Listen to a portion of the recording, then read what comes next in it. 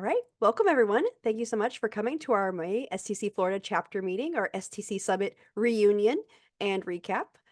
So glad to welcome people who've attended Summit before, some people who have attended Summit this year, or those who would like to attend in the future, so we can talk about our experiences, what we learned, what we thought was really successful this year, and what we would like to see in the future.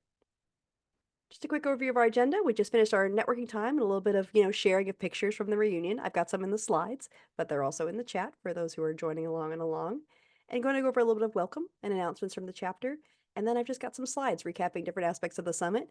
I do have attendees who have volunteered to share, so I'm going to call on some folks to talk a little bit about different aspects of their experience. And then we'll just have some time for closing.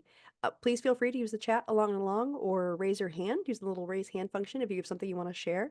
And if I don't see you and call on you, I'm going to rely on Julia, who is better at some things than me, many things than me, to catch me out if I don't call on somebody, if that sounds good.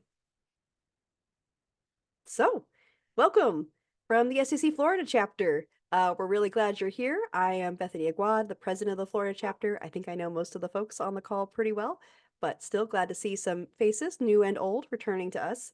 And just wanted to share that we're the Florida chapter of the Society for Technical Communication. So you're going to hear me say STC a lot. That's the overall Society for Technical Communication, and we are representing the Florida community. So we've been in Florida for decades now, slowly planning for world domination. I'm just kidding. Providing an opportunity for networking, fellowship, and education in our community. We partner closely with the University of Central Florida. We're also going to hear a lot about FTC, the Future Technical Communicators Student Club at UCF, since we had a wonderful FTC contingent following John Clement. I don't know that he signed off on Jeantourage as the name for the group, but I'm a fan because the wordplay is so good. So that might come up as well as we're going along. But this is our regular educational program. We have one every month. Next month, we'll be having our end of year celebration. We'll have more details soon on where that will be hosted and what to expect, but that's where we will be doing our chapter elections, awards, and just reflecting on what we've done well this year as a chapter. And then in July, we will have our leadership retreat, which we hold typically on campus at UCF, where we talk about what we've learned, what went well for the year, and what we want to do in the future, and setting expectations for where our community is going. Anyone is welcome to attend both of those events, and we'll have some more details for you soon. So stay tuned for both of those. Just a note about some of our opportunities. If you're not a member of our chapter, we would love to have you join STC and join specifically the Florida chapter. You can do that through stc.org. If you're not a member now, it's relatively easy to sign up, and membership is prorated, so I don't think you pay for the whole year. I think it's prorated by month. But if you have any questions, feel free to shoot me an email. I'll put my email in the chat for anyone who doesn't have it. It's stcbethany@gmail.com. Or you can go on the STC website at stc.org. As always, I'm going to throw it to Julia for a little pitch about Memo to Members. Hey, I'm Julia Southwick. I use she, her pronouns. I'm the Florida Chapter Vice President, Communications Chair, and Newsletter Editor. Our newsletter, Memo to Members, publishes on a rolling basis, and I would be happy to publish anything you have that you'd like on our blog. I'm going to put links in chat for you. If you don't know what to write, but you want to write something, we've got an ideas page for that. I've also got some of our socials in this so that you can go check them out. Thank you, Julia.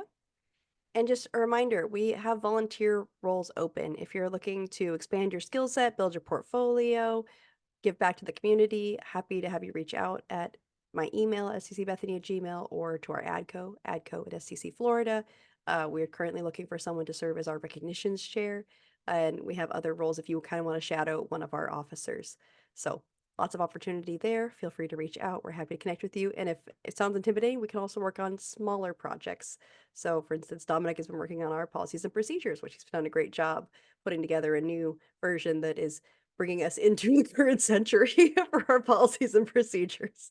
So things like that are great for helping the chapter out, but also, great portfolio items that you can have to help you when you're on your job search or just preparing for your next level in your career.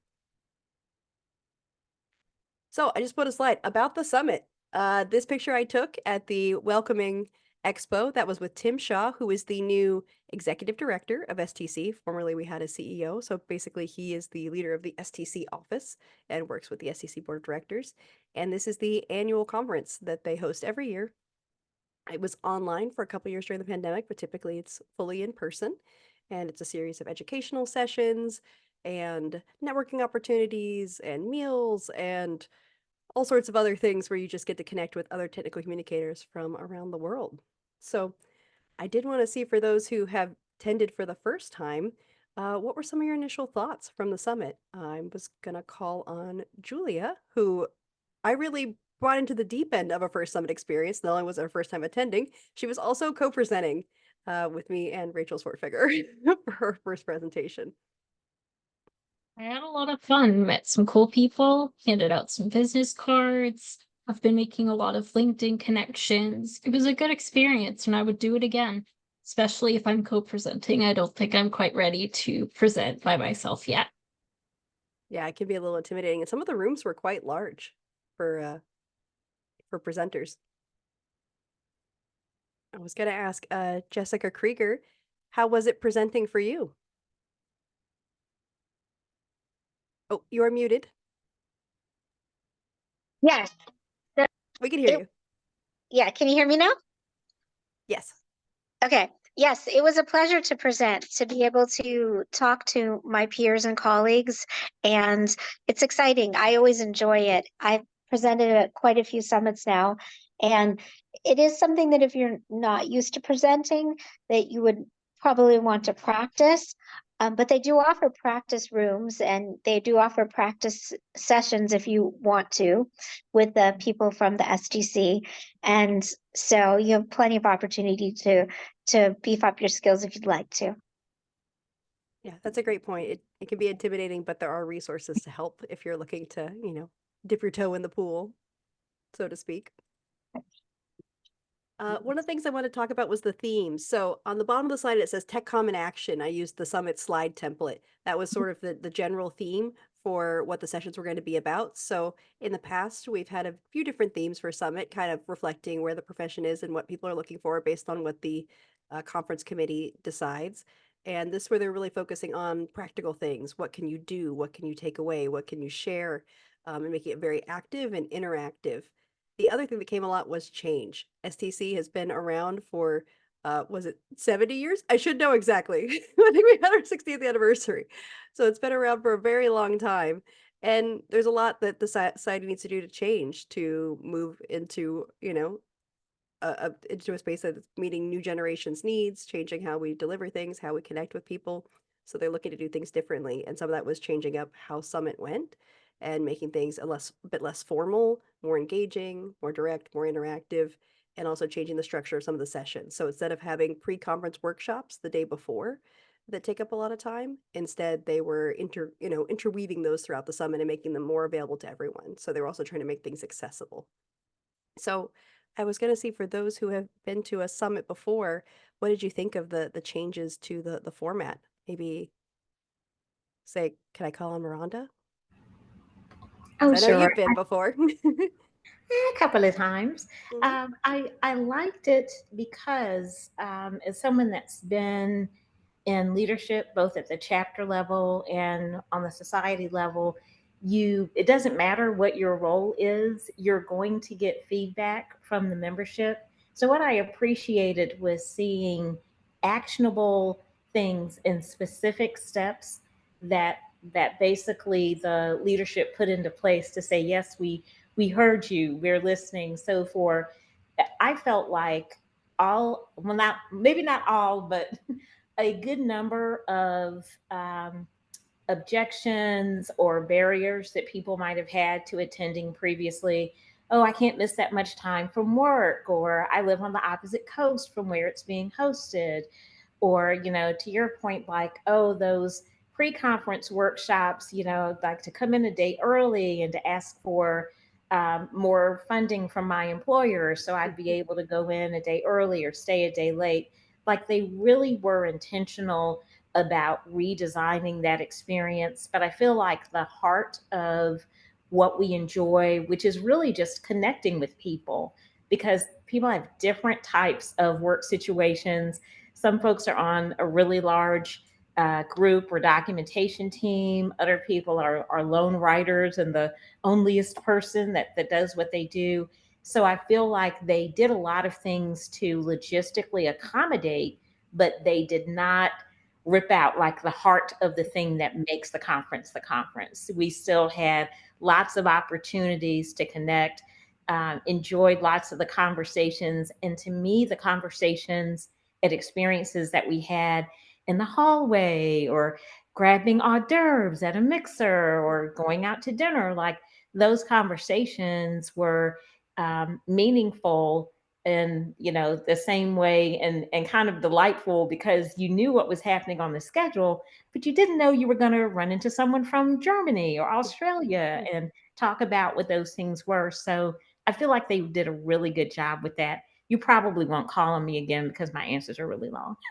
What? No, your answer was lovely. And I honestly I was gonna say one of the things that Tim Shaw mentioned they did intentionally was the food, which I think was really positive. They provided breakfast, lunch, and they didn't call it dinner. They called it on the first day heavy hors d'oeuvres. They were uh, very heavy though. I had no dinner, like I it was think it was Saturday dinner. evening. Yeah, I mean there were lots of different stations of different types of food, and even me as like a picky food diva found a way to put lots of different things on my plate because I wanted to sample different things. And for vegans, there were lots of vegetables involved, and it was a good variety. That was one of the things that I was really pleased about, was the Mhm. fact of the quality of the food. Everything was actually really good. I also think that enhanced those opportunities to have touch points with other people, right? We were all sitting, eating together. People didn't have to leave to get food to come back necessarily. They could if they wanted to, but it was available. So it made more opportunities. Pork pot stickers were the bomb. The pork pot stickers were good, and they had a Oh, nice dipping sauce too. yeah, and even if if your budget was really tight in terms of making a sacrifice to attend the summit, you are not going to starve. Like you're Yeah, not, you're, they will feed you you. yeah, there will be food involved, so you won't have to. It's not like it's all extravagant dinners, and there's some huge amount or line item for your budget. Like there are like at least two good free meals involved every day, and then if after breakfast and coffee and snack breaks and lunch and heavy hors d'oeuvres, if you still want to eat after that, I mean, okay, but it's much more social at that point than anything else. Absolutely. So I think we talked a little bit about the types of sessions. So they kind of broke stuff into a few different categories. They had intensives. These were the alternatives to the pre-conference workshops, which were very hands-on. You're going to build something, take something away, do an activity. There was How Stuff Works, which was like demos, walkthroughs, practical experiences. The lightning talks, I didn't get to attend. I had another session, but those are the short, quick presentations, which have always been really popular. We get a bunch of bite-sized different pieces of content.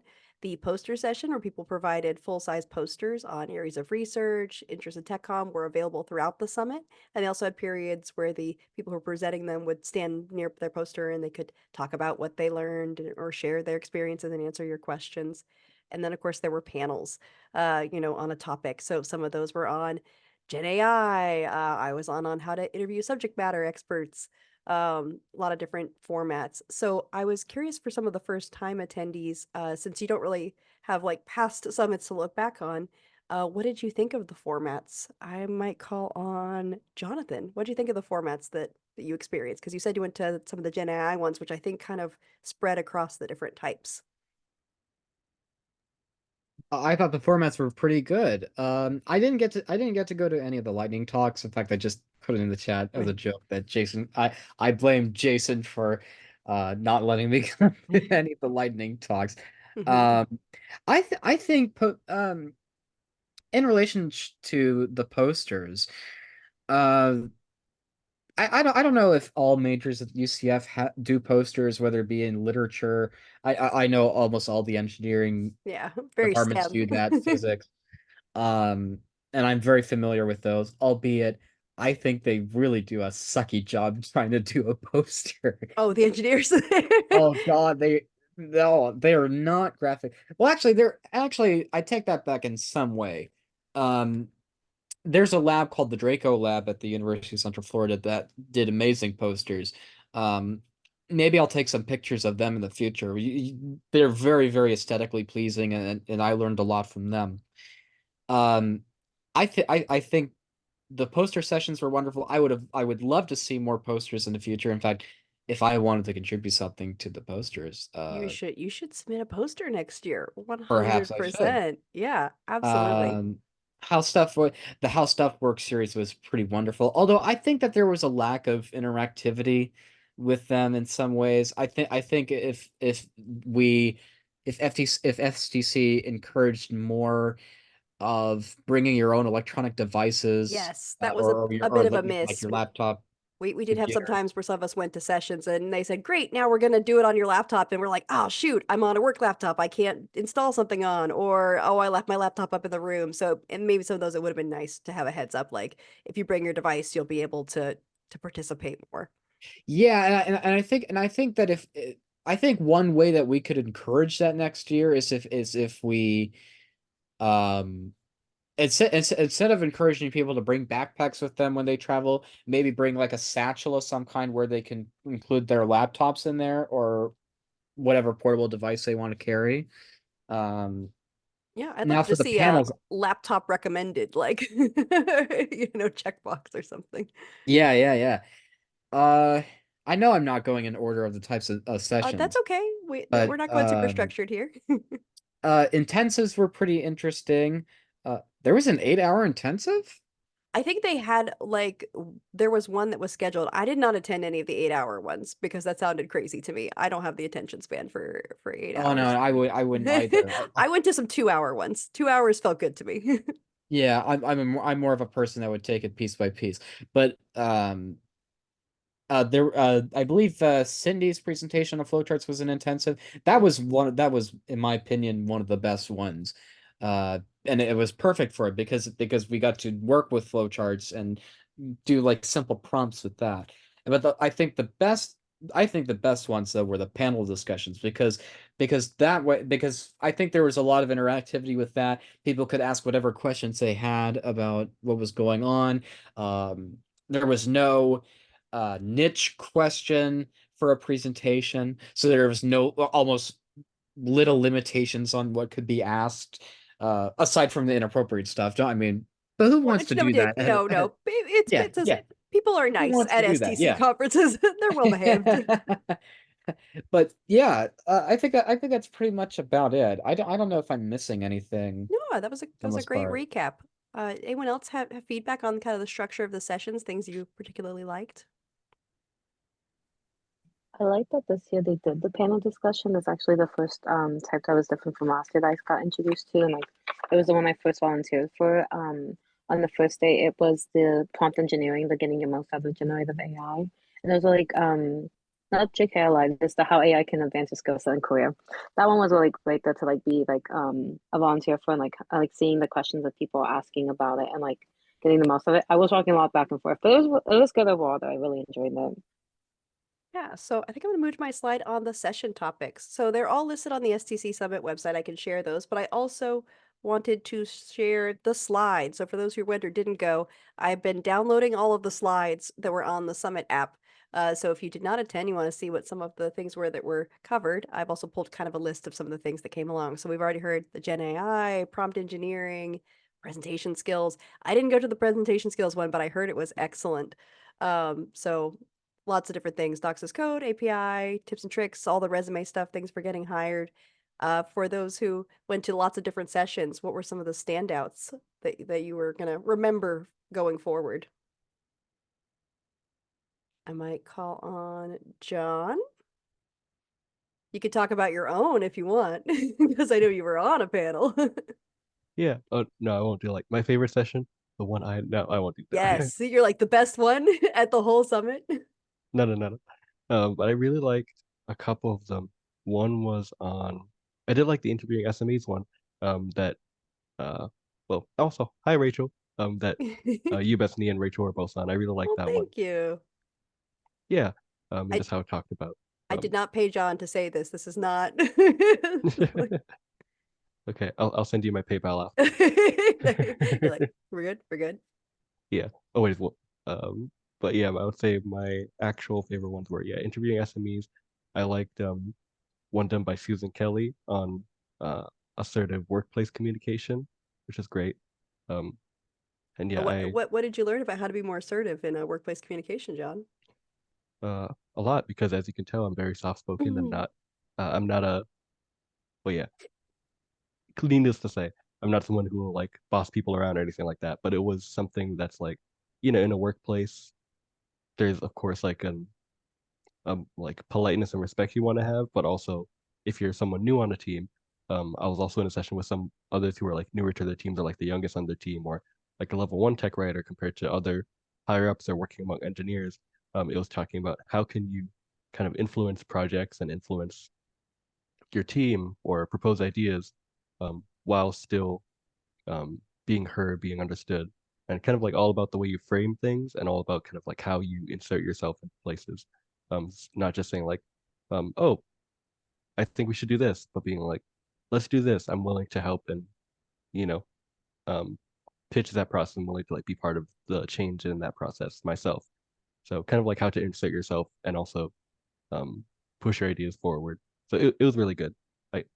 Susan was great talking about workplace communication. And I'm trying to think of which other one I really enjoyed. There was Well, also oh no, go there ahead, was John. one more I was going to share. Hmm. Resume Writing 101 with Jack Molisani. That one was really good. And he's a very skilled, both a hiring manager, technical communicator, um, and resume critiquer. And so he kind of talked about just how the strictest resume reviewers might, what they might look for and things like that. And it was really helpful hearing about resumes in that fashion. Um, very detail oriented. So yeah, I like those ones. Absolutely. And I will show slides real quick from just this was the placeholder slide for mine I did on transforming product documentation, which was my how things work, which is mainly my interactivity was through questions and feedback. So lots of practical feedback from, oh, thank you for claps. Yeah, thank you for those who came to my session. I talked a lot about here were the problems I faced when I started my job. Here is how we are working on solving them. Here's what's working. I realized I have way more than an hour's worth of content, so I'm going to talk really fast. But it was a good session. I also, got great feedback from the attendees and met another technical documentation manager who said, I think we're on the same journey and I'm ahead of you in some ways and behind in others. So we need to like sync up and solve each other's problems. I was like, yes, this is what Summit is about, is making those connections that you might miss otherwise when you're not having that like those little touch points with people. And I know Rachel said she's putting food in her mouth, so she's eating, but I will talk about our session that we did with Julia on improving your tech comm skills through tabletop gaming. Uh, I do think we stacked the deck on having people attend our session because Rachel did promo for our session. Rachel, you want to share how you got people to come? Yeah. So I did the very, very subtle way of walking up into people's face and shoving a brochure aggressively at them, going, come to our session. It's tonight or tomorrow at 4 p.m. That was pretty much it. Also, hi, I'm Rachel. Yes, Rachel. Rachel was the first time attendee, and people did not believe her. And she's like, "It's my first time," and they're like, "No, that can't be. You seem so confident." And I'm like, yes, come to our session. It's at 4 p.m. We will give you dice. Yeah, we will give you dice. Or I did the join us or die. Yeah, you did say join us or die to some people. They're like, "Whoa." I don't know what we're joining, but I guess I'm gonna go. I It know what you It's a say. promise.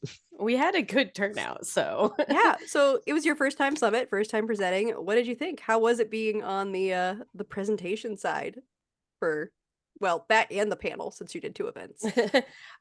yeah, so I thought it was awesome. I had an amazing time just like kind of meeting people, like seeing what kind of like I think Cassandra said, seeing what kind of questions are being asked as well as like how they're being answered from like different perspectives.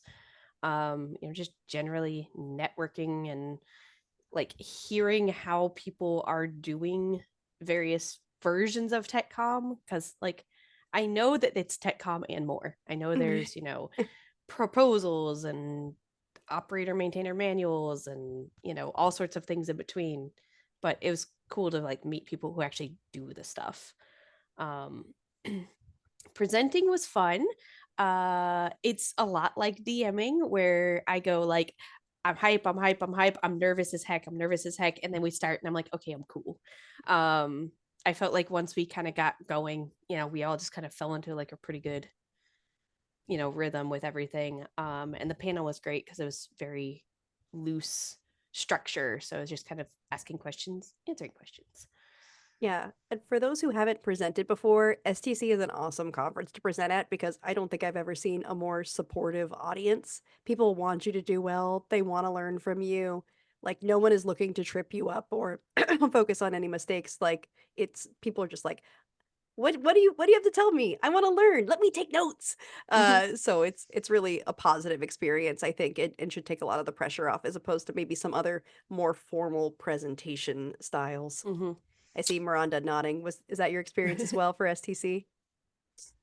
Oh, absolutely. And I had put that in the chat earlier that for those that are interested in presenting, it is a very receptive group. It is a safe space. People relate to you and like Bethany just said, are very eager to learn and to share.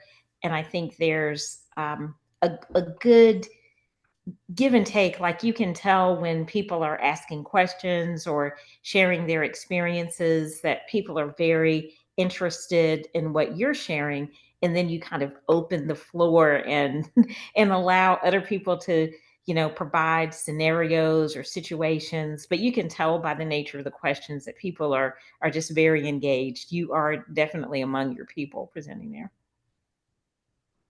We've definitely talked about that. These are my people. They get me. We naturally are gelling. You just have a lot of times where you meet someone and you're like, wow, we get along so well. We have so much shared like knowledge and experience and interests. And I think that's one of the awesome things about TechCom. One of the other things too is that sometimes people have asked, like, oh, well, I'm trying to decide, should I go to LavaCon or should I go to the summit? Should I go to this other thing or go to the summit?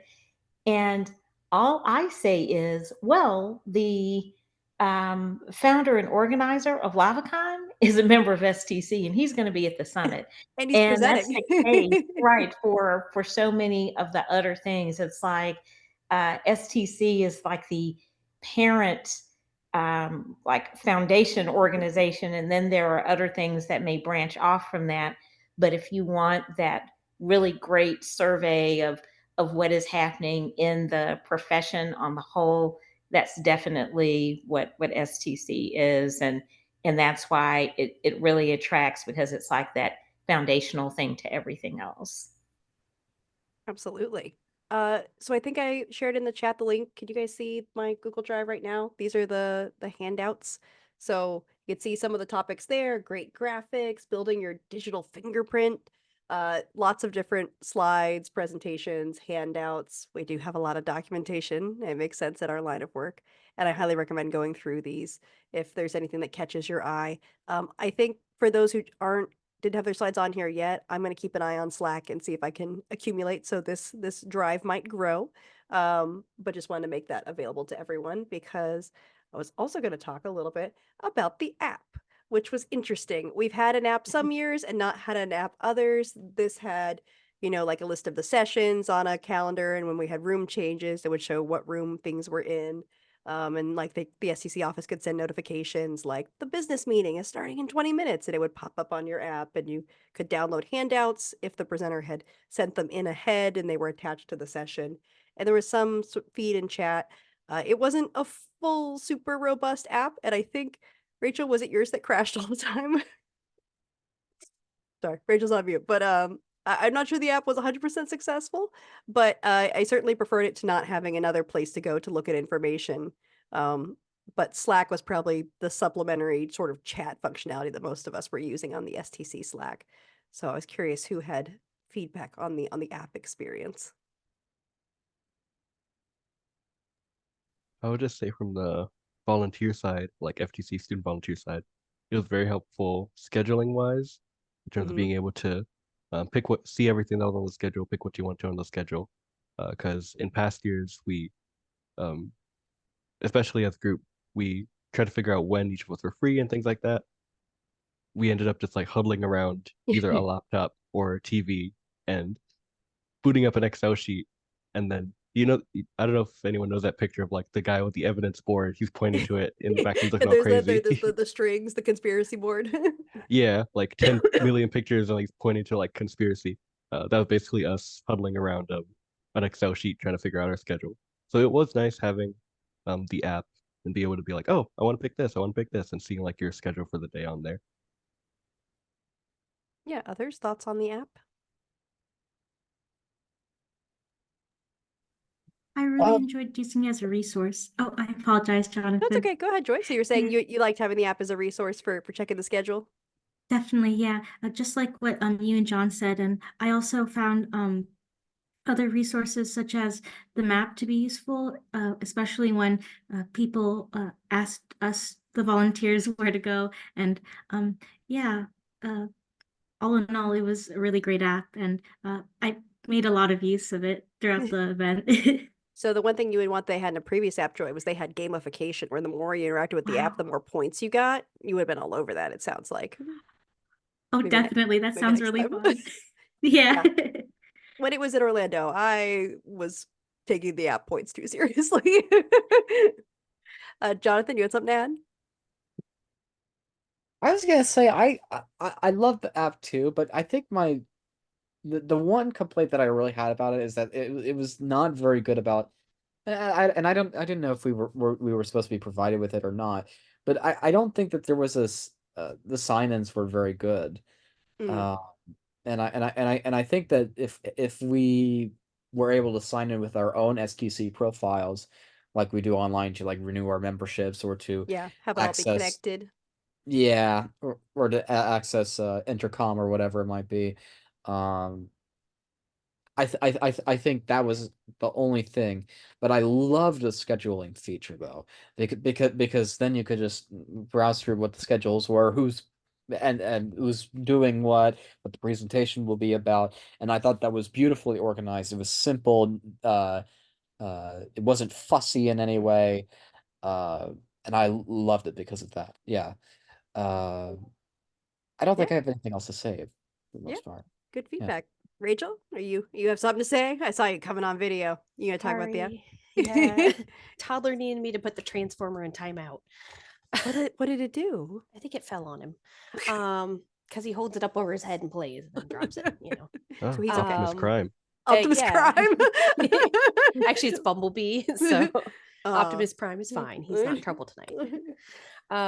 Yeah, as far as the app, I liked it, but I did find that the first time you kind of started it up, each time it was really slow, which was kind of annoying if you're like, oh, I think I had something at 9:30 and it is 9:28, and you're like waiting, the little thing spinning. But I did like that. I like that you could find anybody who had uploaded it ahead of time, you know, their presentations, slides, handouts, all that good stuff on there. So I tried to make sure that ours were up ahead of time, and they managed to get in time. Yes. So I was excited for that. And I have been going back through it. It's worked out really well after the fact, is to like when I'm talking to people, my coworkers, like, oh, this is what I attended. Pull up the app and go, I went to this and this and this. Because let's be honest, I can't remember what I did yesterday. How am I going to remember like 5 days ago now? Yeah. Julia. I found it useful to be able to toggle between the day schedule and my personal schedule, which also allowed me to just say, screenshot what I'm doing today and send it back to family and say, here's my schedule. If you wanted to chat, I'm available in these specific windows of time. Yeah, that's a good point. So sorry, I can't see my slides now. Emma, my cat, has moved in front of the screen, so bear with me. I also want to talk a little bit about some of the social events. So dine-arounds are something that STC has done previously. We did them in Orlando when we had the summit hosted there, where you could sign up to, basically, I will go to this restaurant and eat with whoever else goes, as a way to meet people. Because like we mentioned, it's easier to talk to people when you're all sitting around eating food. So they had a series of these that were planned for the evenings, but also I think we had some ones that just sort of happened organically, where we're like, we're going out to eat. And all of a sudden there was a large group of people following us, and we were kicked out of Rainforest Cafe for our group being too big. So I thought it was great. I got to meet people that I wouldn't meet otherwise, who are in other communities, other parts of the country. If they didn't come to the same sessions I did, it was another touch point. Probably the only negative I could say is the heavy hors d'oeuvres they gave us on that one day made many of us not hungry. I failed to eat a cookie skillet at Bubba Gump's Shrimp afterwards. And thank you for showing the other side of the table from the left one. That was at the aforementioned Margaritaville. So I'm curious, anyone have any interesting experiences on the dine arounds or just sitting down to eat with other folks? I mean, anybody new? I mean, I could tell. Yeah. I thought it was really cool, especially because it was organized but not structured. So that was really nice because you could just kind of like, yes, I would like to eat, and then show up and people would, kind of just, hi, I'm such and such from X, I do Y. And everybody was like on the same page. There wasn't any kind of like, oh, this person's the leader or the presenter. It was just like, this person will hold up their hand to show you where to go because they're the leader. But that was about the extent of it. After that, everybody was just kind of on their own. And the food was good. I like food. Definitely Yeah. a high point for me. This one was from Twin City Grill we went to, and we met, Mhm. oh, I should remember her name, Candace? I'll have to look it up later. Candace. Candace, who was on Jeopardy. So she like was Yes. talking about like what it was like going on Jeopardy. And I was like, this is Mhm. cool. I never like I don't know that I ever would have had this conversation otherwise. In 2022, I think it was 2021 or 2022. Yeah, relatively recently. So Yeah. it was interesting. Yeah. She'll have to train me to be on Jeopardy. Yeah. She had a lot of experience. Like this is what it takes to get there. This is how you like Mhm. practice your trivia. Yep. Yeah. Yeah. So it's cool. Julia, did you have I didn't know if you were wanting to share something. It was fun. I got to meet some people, eat some good food, and we did certainly have that experience of just people showing up in the middle of the meal, being like, "Hey, I saw this on Slack. I'm here now." Do you have room? Can we sit with you? Can we eat? Yeah, the Margaritaville group grew and grew and grew. We just sort of acquired people over the course of the meal, which was And I nice. love that too. Yeah. We had Kelly come and a bunch of Natalie, others too. Danielle Halika, Danielle. and Yeah. Addison. Yeah. And one of the things I also want to mention is like for our, STC leadership, we have the board of directors. So we got to meet the new board directors, but they're just regular STC members like us. We were having meals with them, coming to dinner, having conversations. So it really was nothing felt stuffy or, uncomfortable. It was just very natural to just get to chat with people who have varying levels of experience in the field and in STC, which I think is one of the things I love. So I had a slide here for fun and games. John, I was going to put you on the spot to explain the card tower. Oh yeah, so about the card tower. Yes, that was one of the fun more like social networking events during the summit. It was one of the it was during normal session time. It was a networking social by the Community Affairs Committee, which is one of STC's committees that I and some others have volunteered on, basically with the goal of connecting community leaders together, giving them resources on how to make their chapter successful, things like that, like a support group for STC leadership. And yeah, so one of the social events was just full of a bunch of different icebreakers and activities. One of those was card stacking. The gist was stack a tower of cards, but there are no rules. And people took that and ran with it. People started folding the cards, my table. People started ripping the cards, our neighboring table. Some a mix of both. Um, a lot of towers fell. There was a lot of screaming across 10 minutes or so. But yes, the picture on the left is my team who was like, let's fold all the cards and make like a skyscraper out of it and hope that it doesn't fall. Um, Someone passed by and tried to like blow air at it as a joke, of course, which was funny. But yeah, very fun social.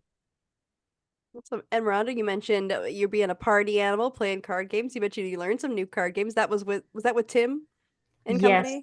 those party animals, I tell you, there were games. So I thought it was going to be like card games I had heard of before, like Uno or, I don't know, War or something. No, it was we played cribbage. So Jack taught me how to play cribbage, which I had always heard of and never played. And he's a great instructor in everything, by the way, including how to play cribbage. And then we were playing some games I'd never heard of before. One was Space Flux, a card game with it's all of the sci-fi tropes together, like Star Wars meets Star Trek meets all of the things. That was fun, and Tim Esposito knew all of those rules. And then there was Exploding Kittens, which I was just looking at the cards. And then there was another one called Scout that had cards that had different numbers on the top and bottom. So the cards were dealt to you. And for all of us that like things in a particular order, once you got the cards, you had to keep them in the order that you received them. You could not rearrange them. And you had to make a decision. You had to decide if you were going to play the top half of all of those cards in that order, or based on the bottom half, which is a totally different set of numbers, and whether that order was more advantageous. So that is the one that I probably understood the best and would play again. But it was a lot of fun, and I was like, these party animals, all of us introverted partiers, like here together on Friday night, like hanging out in the like they had a big table that was near the elevators in the lobby of the hotel, which was like a very fun gathering place for a lot of stuff. You said very fun gathering place, but I'll have to also send a picture where it looks super sinister, where Rachel and John and Julie and I were all meeting, and it looked like we were on some sort of weird reality show on this long white lit table. I'll have to pull a picture.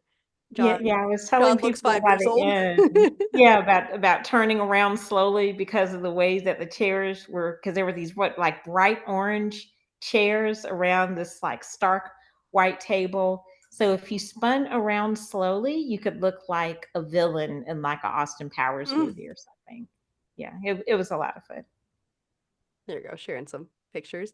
The other pictures we have here, some of us did escape rooms after Summit ended. So Tim Esposito organized a couple of groups, and we had one group that did Mission to Mars, and the other group that did Gold Rush. And we were successful and we escaped. I think, at least for my group, we found that communicating and working together was really smooth and easy, even though some people had never done an escape room before. We're all like, look at us, look at all these natural communicators who are problem solvers working together. No egos in the way. Everyone just wants to succeed and do well, and it was super fun. I don't know if anyone else had escape room experiences to share. I was in the other group, so I did the Mission Mars. It was fun, but I think we did have just a few too many people because the room was very tight. And then it was better once we kind of opened it up a little bit, but I would say the structure of that one was a little bit tricky because it was the first handful of puzzles were kind of linear. So you couldn't have multiple people working on like different things at the same time. So it was like 3 people working on it and the other 6 of us just kind of awkwardly standing around, like touching the walls, like, is this open? Because there was like nothing to do for a few minutes while they were like figuring it out. Yeah, too many cooks in the kitchen. Way too many cooks in the kitchen, but it was fun. The groups were supposed to be balanced, and somehow we got out of balance, and one group ended up way larger. Yeah, but it was still really fun, and we did get out with like 6.5 minutes, I think, left. So 6:42 or 43, I think. Yeah, something like that. So we did it. We didn't die on Mars. Yeah. I put this picture of Julia. I didn't know, Julia, if you want me to tell the story or if you want to tell the story about Chuck. Well, I wasn't a witness to the situation, but Rachel wrote, "Do not eat" in very big letters. So that's me pointing to them like, who thought it was a good idea to eat them? They may look like candy, but they are not. Yes. Who thought that was a good idea? Chuck did. Well, Chuck tried to make other people rather. He kept telling everybody to eat the dice. And as a joke. Telling him as a joke. And I was like, no, do not eat the dice. They're not candy. They're not edible. Don't eat them. So then we put a note on there just to make sure. And it does say below, like, Chuck, this means you, or something like that, I think you wrote. Yeah, I think so. And Kelly, who is Chuck's partner, came in and she's like, why does this say Chuck? What did Chuck do? Tell me what he did before your session. But yeah, we had a lot of fun giving out dice. But that's one of those things that happens at Summit where you just kind of like build these interactions with people over time. I was gonna put someone from FTC on the spot to talk about your game nights that were all hours of the night, you crazy kids. I I was gonna say it was interesting seeing Joy, my fellow morning person, on that struggle after 10:30 at night. It was definitely pumpkining. Pumpkining. Yes, it was really fun, and I really enjoyed all of the game nights, and it was great playing with you all too. John, were you happy with the John Tarage's engagement with the game nights? I was first and foremost happy that there were no technical difficulties since. Oop, hello? Yeah, we're here. Did John lose us? Oop. Okay, sorry, it cut off for me. That's all right. No, I'm back now. You just But I said, was happy I that there was were no there were no technical difficulties difficulties, and then between you it. went, oops. Yeah, exactly. That's exactly why, because I'm like, oh, it can happen anytime. But it was very fun. I just brought my laptop on a whim because I'm like, oh yeah, what? Well, brought it because of general conference stuff, but I was like, you know what? Maybe let's do Jackbox each night. And then it just kind of happened for a few nights and kept on getting better. We went, even though some of us had like morning volunteering, we just couldn't help but play some Jackbox sessions then. For anyone who doesn't know Jackbox, it's a mix of games you can play on your phone, like trivia games or like drawing games, kind of like Pictionary or a bunch of other stuff too. And yeah, by the end of the summit, it was the night before the final night that I think all of us collectively were like, you know what, let's go out with a bang. And by a bang, that means staying up until way too late hours playing Jackbox games in one tiny room. Not tiny room, but we all just gathered in one room to play them. It felt very very tiny fun. by the point everyone was in there. John's on the floor. Yeah. Crawling There was over a the certain laptop. Yeah, there were some of us that just chose like a corner to like chill and be comfortable in, and that was like the audience corner. But Jackbox was very fun. It's one of those things at Summit, aside from the educational stuff and the networking, it's fun to hang out with people that you might not get to see in person. Year over year, I said in some ways it's kind of like summer camp. Get to meet up with all your friends again for a few days and do activities together. So make a lot of great memories. I also wanted to highlight the Mall of America. I pulled some photos that we took throughout the mall. It was definitely interesting having access to like anything and everything, but I know Rachel has one strong gripe about the mall. Rachel, you ready for your rant about the mall hours? Yeah, I'm so ready. So all of us being from Florida, things close at reasonable hours, like 8 or 9 o'clock. Yeah, no, Sunday it closed at 7. Like I came out of the room at just after 7 and it was like empty and desolate and everything was closed. I was like, where is everybody? This is creepy.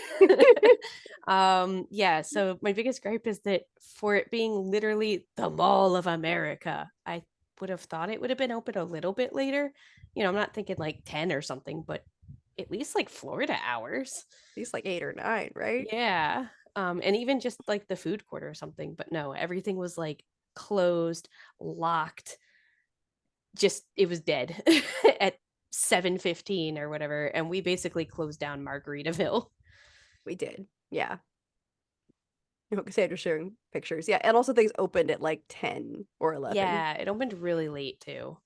But aside from that, it was cool cool. having access to all sorts of interesting stuff. We wandered around, just like went to cool stores. There was like a Japanese store where you could buy snacks and, like I think Julia went to the board game store how many times, Julia?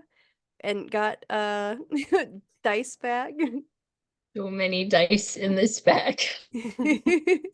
And I think I Oh, the must have Lego store. gone 5 or 6 times minimum. I don't really know. I just kept wandering during break times and being like, how did I end up here? Okay, I guess I'm going in.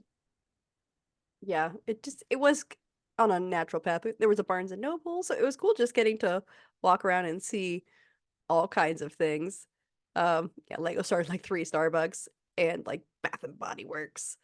What other small experiences? Anyone go on any of the rides?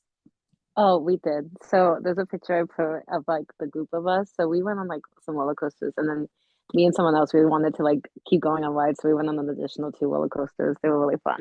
Oh, Had a nice. great time. I So remember when I FaceTimed my mom and like I just show her the mall casual in the back. I'm like, oh yeah, there's a theme park here. She's like, what? I'm like, yeah. Rhonda says she saw the prom kids riding on Saturday. I also saw the prom kids waiting to get tattoos as well, which I was like, whoa, some parents are gonna have something to say. Yeah, there was a if you want to prom. run by and yell, avoid the face and neck, avoid Okay, the yeah, face and yes, neck. definitely not the face, whatever you do. If this is your first tattoo, go with a low risk area. Yeah, Miranda, you're gonna mention about the prom. No, I was just thinking of what my parents' reaction would be if I came back from the prom. Like, how was it? Oh, lovely. Like, what's that patch? Oh, don't worry about No, that. no, it's fine. Nothing. I'll show you later. I'm sure they're gonna have that story to tell for a long time on how that goes. Yeah, it was fun to see and watch, like all of them like riding the rides. I was thinking about that, like the would I have been able to like roll out with like my frilly sparkly on and like, hey, let's jump in a roller coaster. Like, let's do that. That'll keep the hair looking the way that we intended for the prom. No, but it was really great to see kids enjoying themselves like that. Yeah, there were also lots of school groups at other parts of the day who were there to ride rides and see them all. And I'm like, it's cool to have nearby. You can just go to the second largest mall in America, and do whatever you like. It has everything. I did shop at the Lego store, and yeah. Oh, Rachel and I went in and he said, "Here, have this." And a guy just gave us each a tiny Lego Leia that was left over from May the 4th. And I was like, "Oh, thank you. That's Yes. nice." She's in my purse. I'll set her free at some point. Other mall stories? Everyone pro mall? Good experience being connected to the mall? I got the most Fitbit steps because it was just so easy to walk around. I'm about to say, yeah, lots of feedback like, look at you logging thousands of steps. Yeah. Look at me. Look at me. Oh, and the Nespresso store had samples. That's cool. There was also a chocolate place that had samples, and Rachel and I got chocolates, which we ostensibly said were gifts for our husbands. Did you give your chocolates to your husband, Rachel? You'll have to let me know. I enjoyed the atmosphere of like being in or like connected to the mall and everything, compared to previous years where like it was a hotel but like in the midst of the city. This was cool, just being, everything kind of being connected. Yeah, absolutely. I thought it was overall a perk, though I did eventually think I had to go out and see the sun. Jessica, what did you think? Jessica Krieger. Yes, I loved it being the mall, having the mall nearby, and I got to see the aquarium, which was really cool. And I did a little behind the scenes tour the day before, and I got to see the tops of the tanks, and that was really fun. And then um, Miranda and I also got to go to the lovely Cirque du Soleil after, and that was really fun too. That's awesome. I heard good things about the Cirque du Soleil. Yeah, Oh, it was so really good. fun. Yeah. And I was thinking, so because I'm a TCOM nerd, during the show, I was not only fascinated by all of the extremely engaging and exciting performances and various levels of skill, but I was thinking about all of the applications to our personal and professional lives. So it made me think about audience engagement and taking risks and just lots of different things because I hadn't seen a show since before the pandemic and I had forgotten how much I enjoyed it. And they are very good about bringing the audience into the show. It's not just something where you're a spectator, but you're also an active participant.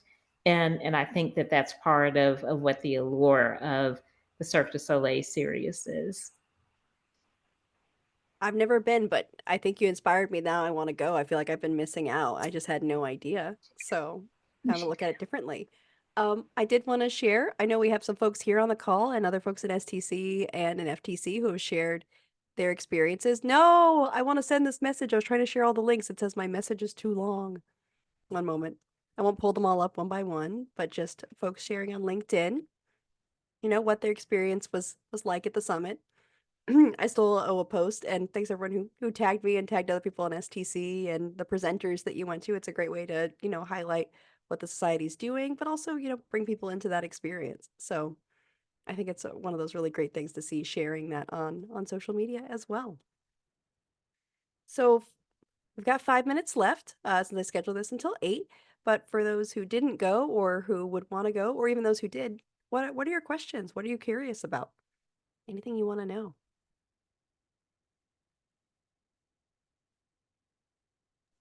Who wants to do a session with me next year?